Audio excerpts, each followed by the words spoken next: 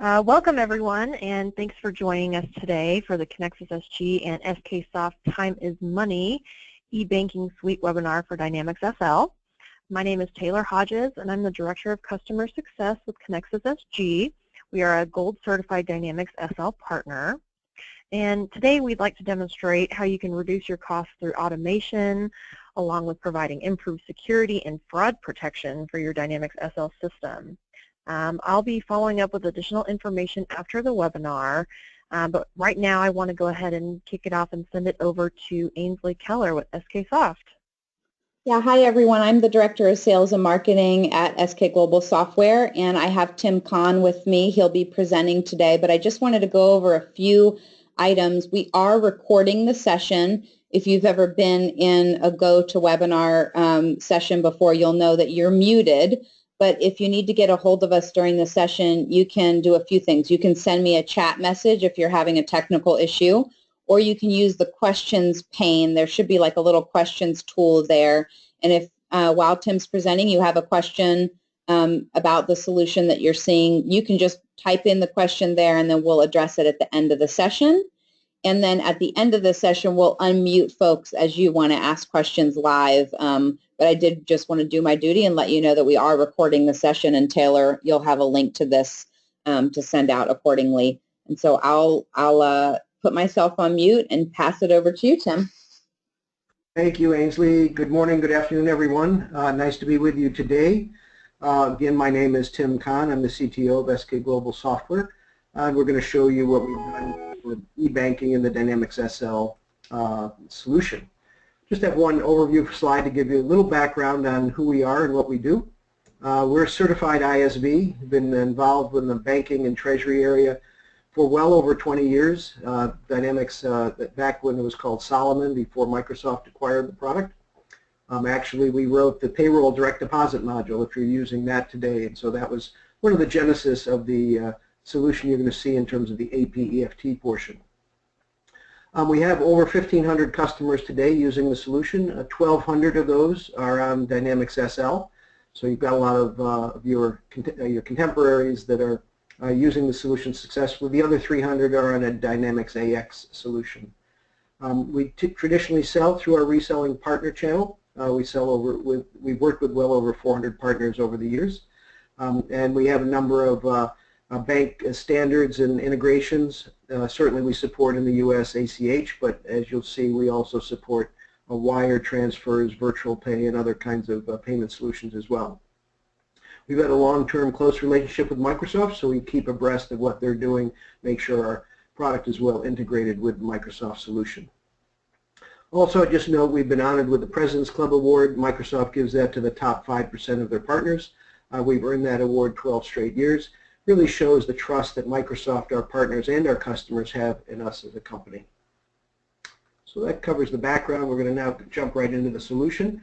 And the eBanking solution covers these 5 modules. We'll touch on each of these as we'll go forward. Positive Pay involves, or also known as Safe Pay, is a way to prevent fraud by sending a file to the bank that basically has information related to the checks that you've just printed. The bank then, of course, verifies those against the checks that are presented for payment, and if they match up, the check will be cashed. If they don't match up, then they'll create an exception and let you know, decide what you want to do about it. The AP Electronic Funds Transfer module basically supports US ACH transfers. Most of you probably are familiar with ACH, but certainly we can open up to questions if you have more details you'd like to know, but it provides creating a fully formed NACHA file called NACHA stands for the National Automated Clearinghouse Association, and the ACH is the middle part there. And it basically very seamlessly creates an ACH file to send money to your bank to pay your vendors. We'll have a demonstration of that as well. Wire Transfer Plus takes the AP EFT another step further. Anything that's beyond the ACH format. So that could typically be wires, both domestic wires or foreign wires. And also if your bank has outsourced check printing, where you send a file to the bank where they would print your checks for you. That's what the plus part is there, because it's everything, even wire transfer, but beyond just wire transfers. Many banks now are also implementing what's called a virtual card system, virtual payment system, where you send a file to the bank of your invoices, and they create a temporary credit card. That temporary credit card is then used to fund the payments to your vendors. You get 30-day terms on making those payments to fund that card, and then at the end of the year you get a spiff since it is a credit card. So it's a nice solution. Some of our some of our customers are basically AP is becoming more of a profit center depending on the volume of payments you made through that virtual card technology. The last two solutions deal with the AR module in SL. AR, electronic funds transfer, is just the opposite of the AP side. It's where you have a relationship with your customers and they allow you to move money from their account into your account or draft their account. It's more of a rare case, but there's some industries where you've got trusted relationships with your customers and they allow you to pull those funds from their accounts to make those payments back to you. And then finally, lockbox processing. For those of you that are collecting checks into a lockbox, this will read that information about those checks, bring it in and create an AR payment entry journal batch, and then post that. So it analyzes and determines who the customers are and settles those invoices, and then also creates the payment application batch. So that's what the suite covers. Let's just jump over to the software and take a look at each of these in a lot more detail.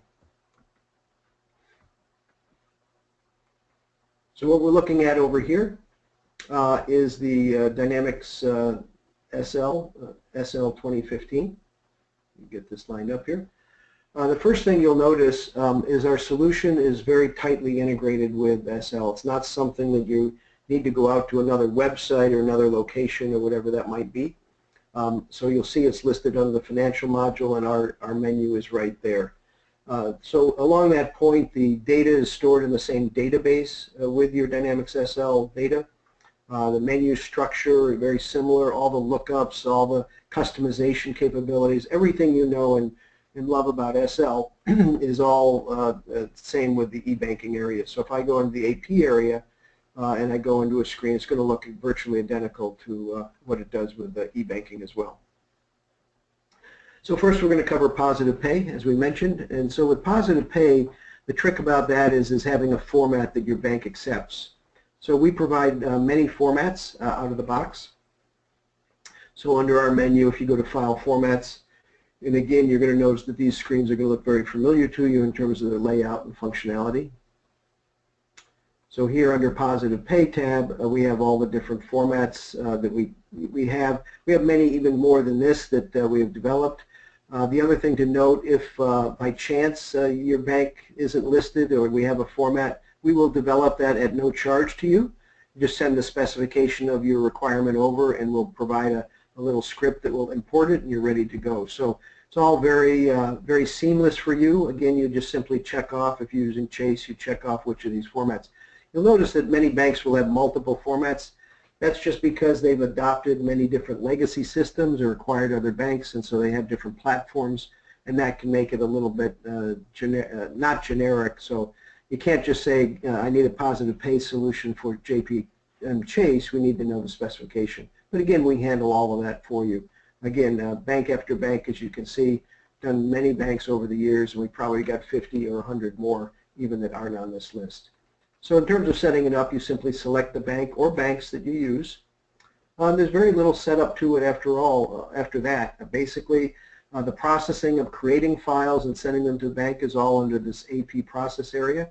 So if I go to create and send files, this one screen is used for both sending Positive Pay files and electronic funds transfer files, wire files, or any is in the one screen. You'll notice there are two tabs here, one for the EFT and Wire Plus, and the other for Positive Pay. We have security so that the individuals that do Positive Pay can be restricted so that they can't do the EFT transfers, and so vice versa, so security can maintain all that for you. So what we're looking here is the list of the files that have gone to the bank, and as I click on each file, you'll notice down below an SL check batch that's incorporated in that file. You can include one or more check batches in a file. That's completely up to you. I've got one here that I created that hasn't been processed, and the way you start the process is you add a new record, and then you say a new eBanking file, and this then lists all those check batches that have been posted that are ready to go, or actually unposted checks can be selected as well. You have an option to only show one or the other. You simply check off the ones that you want to include. This happens to be because of demo data, I've already run it before, but I'm going to check that off. Yep, it's marked as completed. Let me go here and set the status here. This is just because I've got demo data, but normally when you come in, you simply come in. It will actually have checked the batch that you want to transmit. Click OK. Now what it's done, it's got a new file ready to go and it's affiliated with that batch. This option to create and send is already set for you. You simply hit begin processing. So this now is creating the file for you in the particular format for your bank. And then we have different communications options. This one is set up to launch a browser. So very commonly you will upload a Positive Pay file to your bank through a browser. And this is launching the browser that's affiliated with the bank account for that particular check batch. That check batch is exactly the same check batch that you used in SL. So you go through the normal selection, create the check batch, print your checks, post it, save it, and then it's available here for Positive Pay processing. Looks like my browser's a little bit pokey this morning. Let me see, it's loading up here. But in this case, it's going to, that's my Hotmail, but it should pull up the,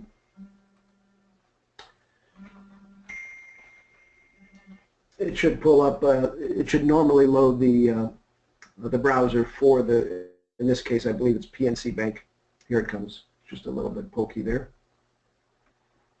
I'm inside a virtual machine, and therefore the processing is a little slower than normally would be on your setup.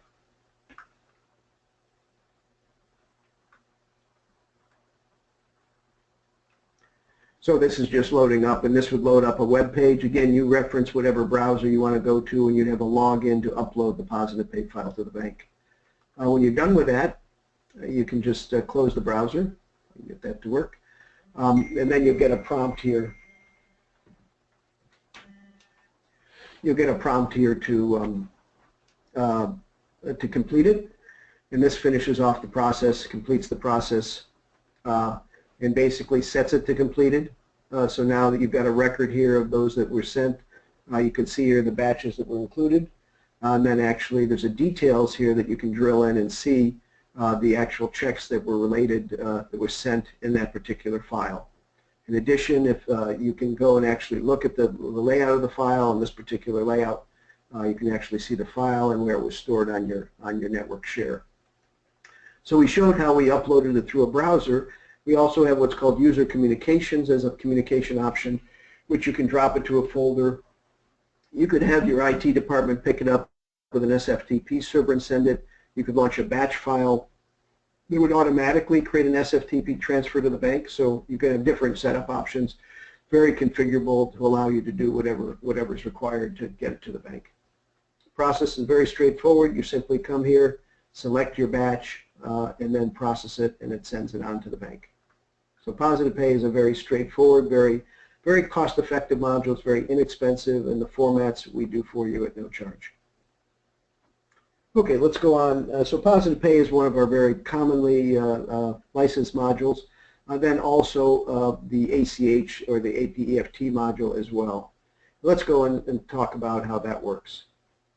So it starts with your standard AP functionality that I'm sure you're all familiar with, and voucher and adjustment entry. Again, this is your standard setup. We have added a small customization to this screen, as we'll see here in a second. But otherwise, it's a standard voucher entry is your standard process. And I'm going to pick a particular vendor that I pull up, and we'll talk about it. But there are a couple of fields that we've added over here to the right. One is the EFT account, and one is the pay by. So we allow within a particular vendor, you can have one account, electronic funds account, or you could have multiples.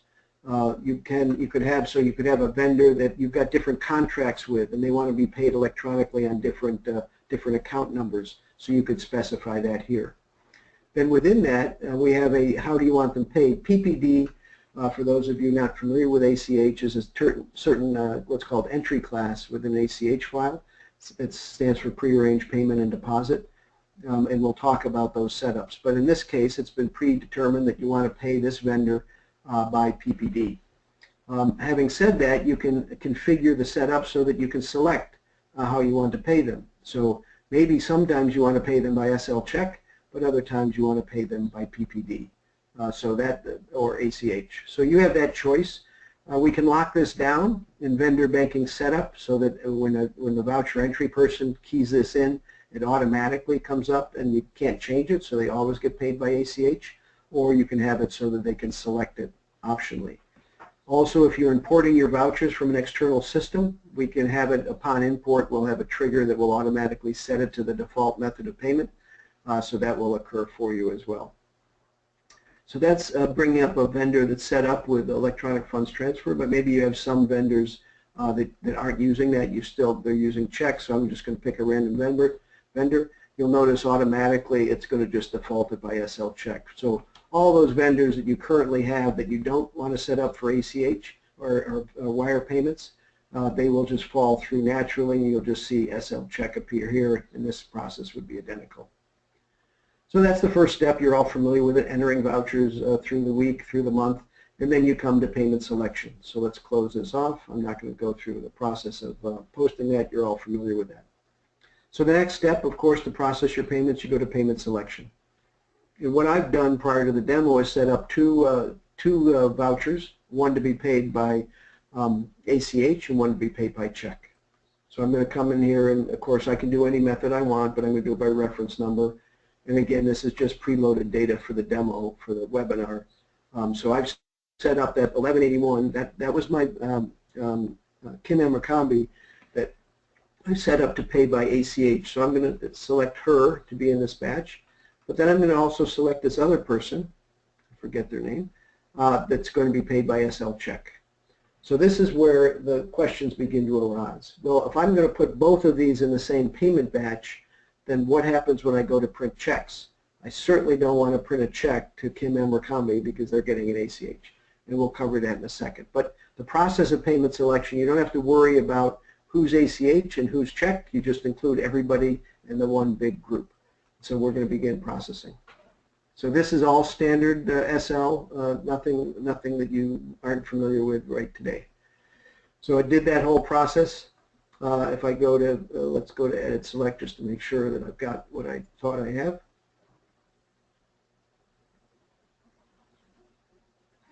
So I'll bring up the batch that should have been just created.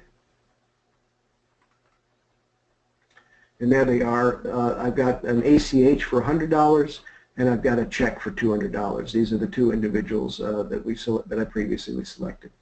So this is where now we deviate slightly from the normal processing.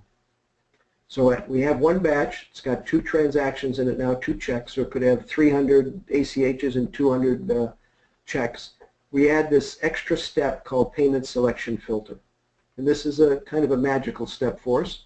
What it's going to do is take a look at that batch and filter out the items that are ACHs and filter out the items that are checks. So I'm going to take that same batch. I'm running it through that process. It looked up and said that, oh, I'm paying out of this particular paying account, company paying account, etc. And what it did, it automatically took the items that are in that batch that are computer checks that are going to be paid by SL check, and it left it in the 353 batch. But it created a new batch temporarily as soon as we begin processing. It says these are the ones that are being paid by ACH, and I'm going to create a brand new batch. It's going to create batch 354. Okay, it's going to create a second batch, and I've set it up to create a manual check batch. So this is really kind of the magical part. But right today, if you're doing ACH, likely you're going to your bank's website and bringing up a template or keying in ACH and process it, and your vendor gets paid. But then you come back in probably to SL and go to a manual check batch and re-enter that same data so that it's recorded against that vendor and goes to the GL upon release. Well, this step, this payment selection filter, does all of that automatically for you. It will go and create the manual check batch as soon as I begin processing. It will automatically pull out those from the computer check batch that we had originally. And now it's created this computer check batch that's just telling us what to do next. So it's created batch 354, and it's got the one, and this is going to be a manual check batch that it's created. And the trick here is the manual check batch has been put on hold. So we've created that manual check batch waiting for us to go and send the file to the bank, and we'll see at the very end of that process we'll then release this manual check batch. So we've created a new number. Actually, with this technology, we can actually put a letter in front of the reference number, so that's another nice feature. Of course, if we did anything through the check printing process, you know, that's all numeric. By setting our configuration up, you could put an E or W or whatever you'd like in front of this number as part of the setup, and so we would now have all those that we're paying electronically through with a special number. Also in 2015, I think in 2011, they had the capability to reference an electronic payment versus a hand check. And so we've got this batch created 354, but it's on hold. I just come here for reference. You don't need to do anything. Basically, you've done what you need to do. So now we've split the batches into two. This computer check batch, we're going to use the exact same process you're used to today. Do a check preview, go print the checks, etc. You get your check numbers, you release the batch. And if you're using Positive Pay, then we would do that process we just saw a few minutes ago. For the ACH batch, this 354, we have that one final step, which is to create and send it to the bank. So I'm going to jump on here. So the next step is to create and send it. So in terms of segregation of duties, certainly you have people entering vouchers. You may have someone doing payment selection, and maybe that same person does the payment selection filter, but then you might have a different person doing create and send in terms of segregation of duties. So just as we saw with Positive Pay, this looks virtually identical. You've got a list of the files that have gone to the bank. These are the particular check batches that are included in that file. And we just created a new one, so I'm going to hit New eBanking File. This then automatically selected for us that 354 that was created, that manual check batch. It's already selected, so it's just one more mouse click. So it's now set up a new file, file 33, and it includes in it that check batch 354. Again, this set is to create and send, and I'm going to begin processing. So the steps are virtually identical to what you saw before. It's going to create the file, put it out on the network share, and in this case, again, it's going to launch, I believe this is PNC. It could, of course, launch any bank, and then you would upload the file to the bank. So if previously you were going to the bank site in advance and entering the ACHs, you no longer do that. Everything is stored in SL, and then when you process, it automatically creates the file, uploads it to the bank, and then we'll finish off the process here in a second. So again, it launches the website. You probably go to a different, there'd be a different URL here for ACH uploads versus Positive Pay uploads, or a different tab. Then when I finish this, I get a prompt to delete or keep, just very similar to what happens when you get check printing. That should pop up here in a second. So now I get complete, or complete later, or complete now. When I complete now, notice it's now going to go and release the manual check batch. So we've had the manual check batch on hold. It hasn't affected our accounting at all. But now, once we confirm that the file went to the bank successfully, now we're okay to release the batch, the manual check batch, and now your vendors are all marked as payment. Again, there's no double entry any longer. You simply enter your vouchers, process it through, and we do all the rest of it for you. No more double entry. So I say yes, it's doing the release process for the batch 354, completed it. It's purging some, doing some cleanup afterwards. Now it's going to send emails. We hadn't talked about that. It went and automatically created emails that are going off to all those vendors that were in the file. In those emails, it's got details of everything that got paid, so they're not going to be calling you saying, I got this $565 deposit in my account. What the heck is it for? We will list the 2 or 3, 1, 2, or 3, or as many invoices that are being paid. And that finishes off. This basically gives a status of the emails. It says 1 were sent, none failed.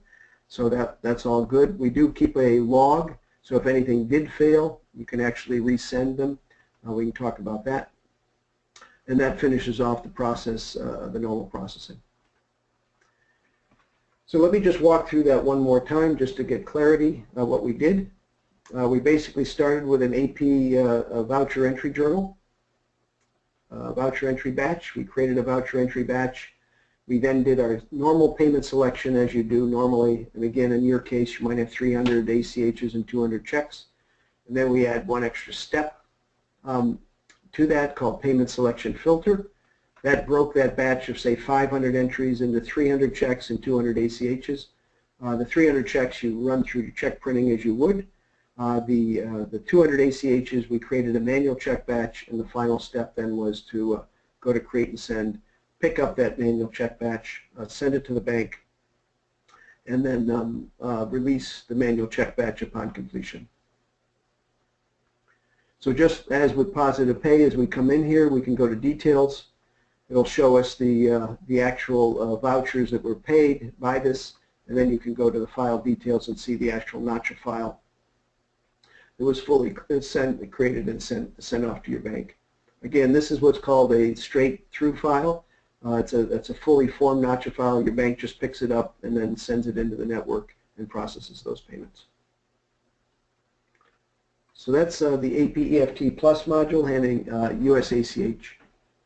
So let's take a look at the setup for vendors. That's probably the next question you have. Well, where does all that data come from that goes in the files? So we'll go to vendor banking details. And what this screen is basically additional fields to your normal vendor entry. So you go to vendor maintenance and maintain your vendors as you always do. And what we do is add on to that information. So when I do a lookup here, I'm seeing all the vendors that you've set up in vendor maintenance, all your vendors. And you can see some of them have information related to eBanking, and some do not. These down here would be simply people that always are going to get checks. These are folks that we've set up that may sometimes get checks, but maybe get other kinds of transactions. So here's Kim Abercrombie. She was the one that we set up.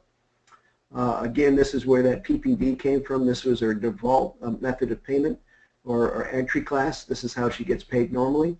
But because of this checkbox, the voucher entry person can change that value. Remember how we could use a pull down there to see a different option.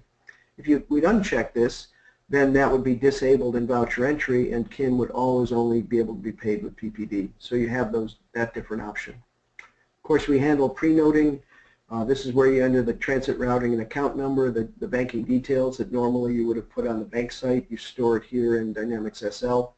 Again, pre-noting is handled. We have what's called account approval, which can enforce the fact that if you change any of this information, another individual in the security group needs to come in and verify it.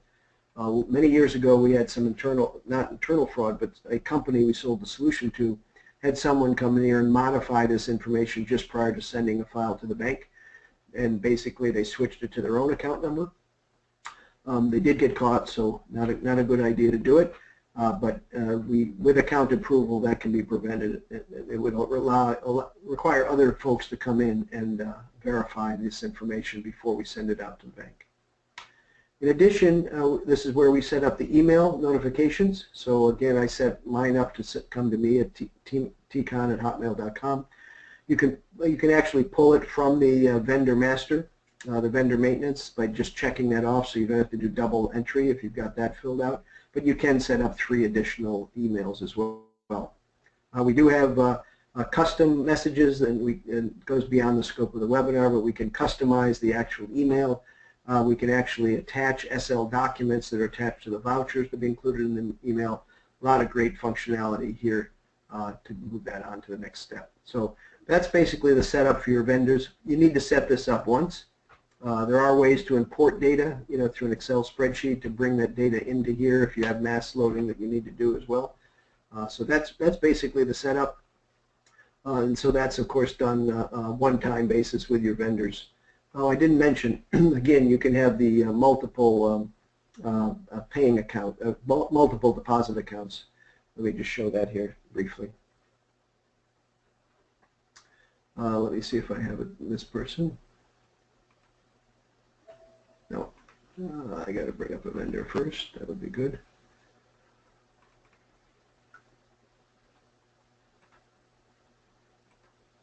So this is where you can set up multiple accounts for this one vendor. So if this vendor has like maybe they have not only a wire account, but they have a couple accounts in different areas, you can actually specify the different accounts within here. This was a new feature we added in SL 2015. Allows you to select, set up any number of accounts with different emails, different bank transit account numbers, etc. And then at voucher entry, you can select which one of those you want to use. Okay, so let's just go back, touch back to our PowerPoint here. So what we've covered is Positive Pay. Again, sending that file to the bank in different formats. The APEFT handles ACH. Let's touch on Wire Transfer Plus now. So Wire Transfer Plus starts out with getting wire type information in with a vendor. So let me bring up another vendor. A vendor can be set up to do ACH sometimes and wires other times, so we'll talk about that. So let me bring up vendor here. So here Pilar is set up with a particular format, Bank of America flat file format. This is a proprietary format from Bank of America. And so you'll notice this all is very, very similar to the ACH side. So you have a vendor, you have a format ID, you have the different types of transactions that are available, FedWire, SwiftWire. This is going to be very dependent on your bank. Again, ACH information, but now we add additional wire information. So if this is a FedWire, this might be another transit routing and account number, and then this is the wiring account. Or if it could be a foreign wire, there might be a SWIFT BIC code that's needed to identify the bank, and then an IBAN number or something else here. So again, the same screen is used. The email setup is identical. Use that the same way you would use for ACH. Then we expose these additional wire tabs. So with wires, you may need to specify the beneficiary name and address. That can either be entered here individually, or you can pull it from the remittance address from your vendor. Or if this needs to be different from that, you can set it here. Sometimes the beneficiary bank name and address needs to be specified depending on the requirement. In addition, sometimes there's an intermediary bank or a credit party. So if you're sending something to Northern Scotland, you may have to send it to London and then hop up to Northern Scotland. So there may be a bank in London that needs to be the intermediary bank. And then sometimes there are bank instructions or payment instructions that are required as well. So these three tabs add that additional information needed for wires, and then you're all set up with this particular vendor being set up. All the same it holds true. Multiple accounts can be used. The can change at voucher entry. So this person could get sometimes an ACH, and then maybe sometimes they also get a wire. So if you have that checked, you could send an ACH today, but then an emergency payment needs to go to their wire account. That could go tomorrow. So that's set up. After that's done, everything that you've seen before in the demo is identical. So again, accounts payable. Let me actually bring up voucher entry. You can just see how it changes slightly. But it's all identical. You enter the voucher, you're going to do payment selection, you do the filter, and you go to create and send. And we just create a file that happens to be different than an ACH file for a wire. So if I bring up that second person Pilar, again, you'll notice here it's set to commercial check. This would be an outbound check printing process. You could select FedWire, SwiftWire. So at voucher entry, you don't need to do anything special. You just select the pay by method. All that setup then comes through, and it goes through. And then on the create and send side, that final step after we do payment selection filter, on the create and send side, the process is absolutely identical as well. But what we'll notice is that the file is, instead of an ACH type file over here to the right, that might be, this is a COM data file, Citizens Bank, Bank of America, an XML file. Of course, we support the XML 222 standard if you're doing anything in Europe. But again, this is the same area that you send all your files, whether they're ACH or wire, if you need to mix them. So the demo part on wire is very simple because it's basically just some new information you're adding. Again, no longer do you have to set up templates at your bank and use those. Some wires, maybe you do have templates set up at your bank. Actually, you can use our system to create the file that goes to the bank, and the file then would simply have the template ID, the value date, and the amount, and that would trigger the template from the bank.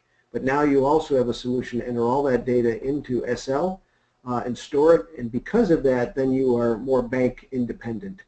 Of course, if you have your banking data in SL, if you decide to switch banks, it's very easy. If you have your data stored in your bank site, then you're kind of locked into that bank going forward. So with this solution, not only it reduces your data entry and increases your efficiency, but also gives you flexibility to shop for a better bank. You're not kind of locked in. You don't go to your CFO and say, well, all our banking details are with X bank, so we can't switch. So that allows you to make that change.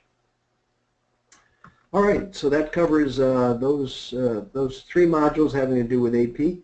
I didn't mention actually the positive pay includes payroll checks as well. So not only AP checks, payroll checks, void checks are all included in positive pay. AP, EFT, and wire transfer are all related only on the AP side of the house. AR and lockboxing deal with accounts receivable. So let's jump over to that. We'll touch on the AR, EFT, and lockbox. Again, it's all maintained through the standard menu interface. The question might come up before we go there is how do you know which of the modules you're getting or whatever. So in terms of the setup, there's and we won't go into all the detail about the setup. It's a one-time step, and again, the installation of the product is nominal. You install it, do database maintenance, database update. It's all installed, and then you do some configuration. You know, maybe for positive pay, it might take less than an hour. For APFT, of course, you've got to get your vendor banking details in. But here are the different modules, again, that you can select. And then when you register and purchase the product, you simply check off the different modules you want to use and then enter an unlocking key. Ainsley and Taylor can follow up in terms of our licensing, but it's based on the number of Solomon users you have and your customer ID. You get a different lock and key. Okay, so we wanted to go over and touch on the AR side. So on the AR side, it starts out with, of course, your invoices that you want to collect. So those are all set up in your standard SL. The invoices, you have posted invoices that you need to collect, waiting to collect, and basically it all starts here. So this is going to look very similar to the AP side, but there's going to be a little bit of a difference here. So again, the purpose of this module is to draft funds from your customer's account. So what we're going to effectively do is go and select those invoices that we want to get paid. Again, I won't spend as much time here because this is typically not as widely used. Most companies don't have the luxury of pulling money from their customers' accounts. That's a very nice concept when you can get it. So again, this is set up to have the different batches here that we pull from.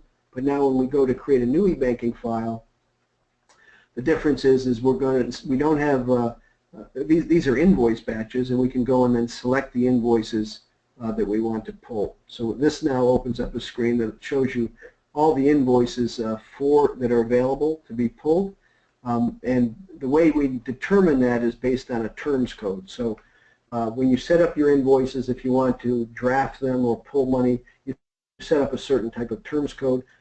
We have 2 characters. You use a wildcard, like all those that begin with E star. Begin with E, for instance, would be available. And so this is an invoice that's here. The amount is 33. You can update the amount you're going to pull. You simply select those invoices that you want to draft. When you close this screen, they get incorporated into a batch here, and this is virtually identical the way it works for the on the AP side. This has been selected. I don't know if I have good data, but the process is the same. You simply come over here, check it off. It says it's already been sent. Again, we do allow you may have noticed on the other one, we do allow you to send files more than once. Of course, it's not an advised thing to do, and that's why we warn you, but there are times where you send a file to the bank, and then later they'll say, I'm sorry, we didn't get it, so you need to resend it. So that's why we have that option. Not something you do on a regular basis, however. So in this case, what we can do is we create the file. Again, this is going to be the same type of process that we had before, but in this case, the file that's getting created is actually drafting. You know, it's the reverse. The money is not getting sent into your vendors, but it's actually getting pulled from your customers. Again, communication, we're going to go out and launch, in this case, a website to upload the file. It's still an outbound file, but the file has in those drafted entries. Now the final step here adds a little bit more. We do include the emails, so we also send an email to your customer saying, hey, Mr. Customer, we just pulled money from your account. Here's the bad news. Here's the invoices that we paid. You don't owe us anymore, but we've just pulled the money. And you'll notice here, this will then create the payment application batch, which is another nice, great feature. So after we've had these invoices, we now have paid them electronically. So normally you'd go into a payment application screen and enter that payment. Well, we'll do that for you automatically. We'll create the payment application batch and apply those payments, those electronic payments against those invoices, and then you deal with the batch. So this is a normal process. I'm going to go forward and not do that to leave it open, but it's going to go off and send emails out as well. Process the emails, the exact same process as we had before, sent emails, failed emails, and send that information out. So the AREFT is very straightforward, very easy to use, but again, the market for it is a bit less because people don't have that luxury to pull. But if you need it, it's there for you, available. One thing, sorry, I'm getting a little out of order, but in terms of Wire Transfer Plus, let me just jump back there. And I just didn't show this to you, but I think it might be something that's on your mind. So before we get to the final lockbox processing. So under Wire Transfer Plus, these are proprietary formats to different banks. Different banks will have different layouts. So how do we handle that? So again, in our file formats menu option, what we'll see here is a list of all our formats, again, for these three modules. But you'll see all these different formats. And these get very, very complex, can get very complex.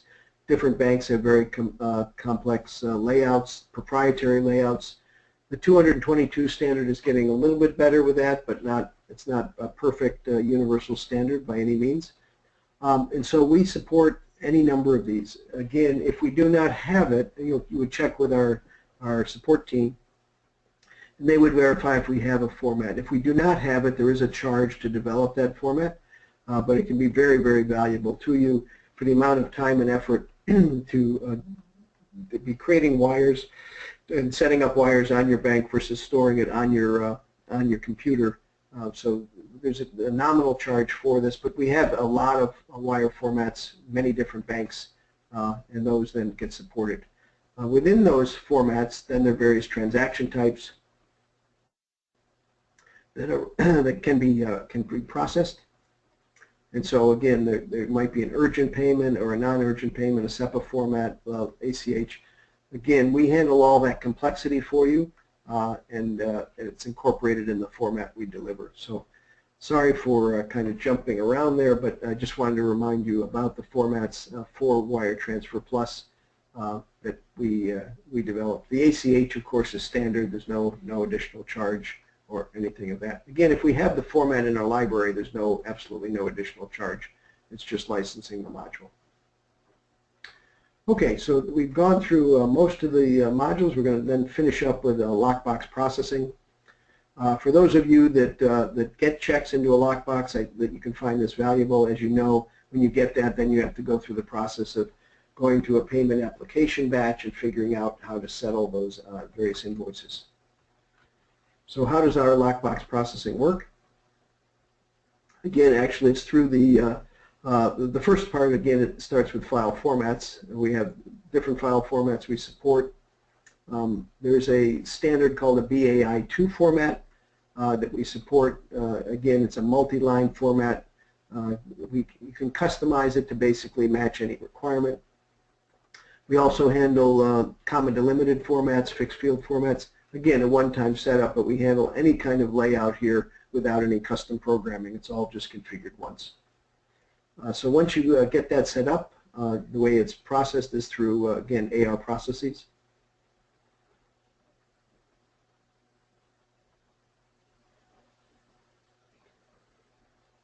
It's on the same screen. You'll see lockbox processing. So with lockbox processing, you'd get a file from the bank that represents those deposits made, those check deposits made, and then you go and retrieve and import the file. So this is going out to your you're set to your network, looking for the various files that might be there, and you simply go out here and you simply check off the files that you want to import. And so that you designate different folders on different bank accounts, and that's how you determine what you pick up. So that's a very straightforward process to bring them in. When they get brought in, then they get brought into what's called a workbench. So this represents a particular batch that we brought in, and then we can drill in and see the workbench. So the workbench consists of two areas. Let me give an overview before we do that. So when we bring a file in, we bring it into a workbench so that we can analyze what we have, because maybe not everything is perfect. But depending what we have, then what we can do is create an AR payment application batch, and that's the final step. So we bring it into the workbench, we try to make sure we've got everything we need, and the final step is we create an AR payment application batch, and then we're done. So that's the process of using the lockbox module to automate that process. So in this top grid, and it looks like I probably brought in some stuff twice here, so I've got things doubled up, so please, maybe not, maybe we've got some different entries. But so the main thing we want to do is identify who the customer is. Now the customer can be found, maybe it's in the file, maybe the name is in the file. So that's great if we can find the name. But if we can't, maybe there's a transit routing and account number that's in the file, the MICR information on the bottom of the check. Once we store that once, we can use that thereafter to know who the customer is. But the best thing, of course, is to have the invoice number. So if we have an invoice number in the file, then of course based on that we can determine who the customer is. So I can actually, this allows me to drill into the file itself, and I can look and see the particular information. So this is number 83, so maybe I've got some bad data here. So normally you would see the invoice number here in the record, and that would allow us to go and get the customer. Once we get the invoice number and we have the customer, then basically we do the applications. So we drill in and we'll actually find the invoice, apply the amount, and that will become the basis for what happens in the payment application batch. So these items in the top grid are all those items that we figured out and automated. The ones in the bottom grid are items that we couldn't figure out. So in this case, we had some information here. It looks like this was a manual one. Let me. What happened here was, I think, from a previous demo, I'd already done the lookup. So what it did is there was something wrong. I couldn't find it. Either the invoice number wasn't here, or the customer. I couldn't figure out the customer, and I just did a manual lookup. So I just did a lookup here on customer. Excuse me. I did a lookup and found a particular customer and loaded that in. Once I did that lookup, and then I basically said I'm going to put it on account, I select this selection, and then I move it to the payments grid. So what that does is moves it from the bottom grid to the upper grid. I don't know if that one got moved. Maybe there's some bad data, but that normally would move that to the upper grid, and then you'd move on to the next step, which is creating the journal. So there are different lookups available here, and then we have a much more sophisticated customer document lookup available as well, because this is the thing that you're trying to research information. You want to research invoice numbers, you want to research customers. So here I can go and create different views of my data. This one is a view that shows me invoices by balance, so I can drill down and see if I happen to be able to find one that matches, and maybe that's the one I want. If I check them off, it'll bring it back into my previous screen. I have other views that I can set up, maybe by customer name. I can do a refresh and look by customer name, see the data. These views are completely customizable. We provide 2 or 3 out of the box. My invoice number, I can do a lookup as well and see those. I could check those off and bring them into the previous screen. So in view details is where you can create new views and have all kinds of filters. A lot of tools here available to do research, to find those invoices and customers. Once you designate them down here, you can then bring that into the upper grid and settle, and then the final step is to create the payment application batch and finish it off. So that's the workflow for Lockbox. Again, bringing a file in, incorporating it, using the workbench to do research, and then eventually upload to the payment application batch.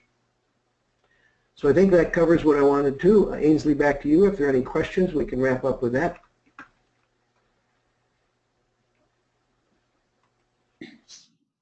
Can you hear me? Sure can. Yes. Okay, I so can hear you. I was getting a little feedback, but I think it's okay now. I'm just going to review how you all can ask questions. So since Tim is done, we can, and my tool looks a little delayed. Go to webinar tool. Hold on just a second. Okay, so the audience that we have is small enough where we can unmute your line if you'd like to ask a question live. If you're more comfortable, you can pose a question in the questions pane.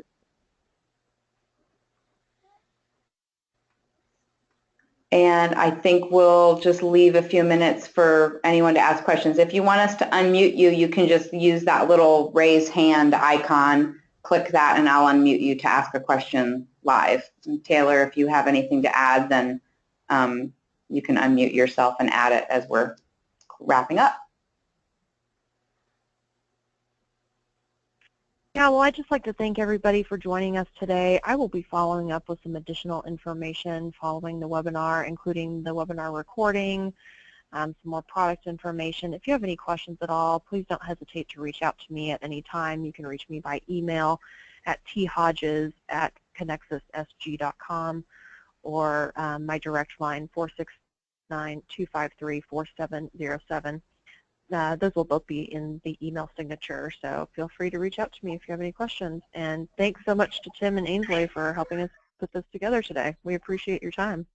Yeah, thanks for everyone's time today. And when I get the recording link out, Taylor, I'll send that to you today or tomorrow. Thank you, everyone, for your time. Have a good day.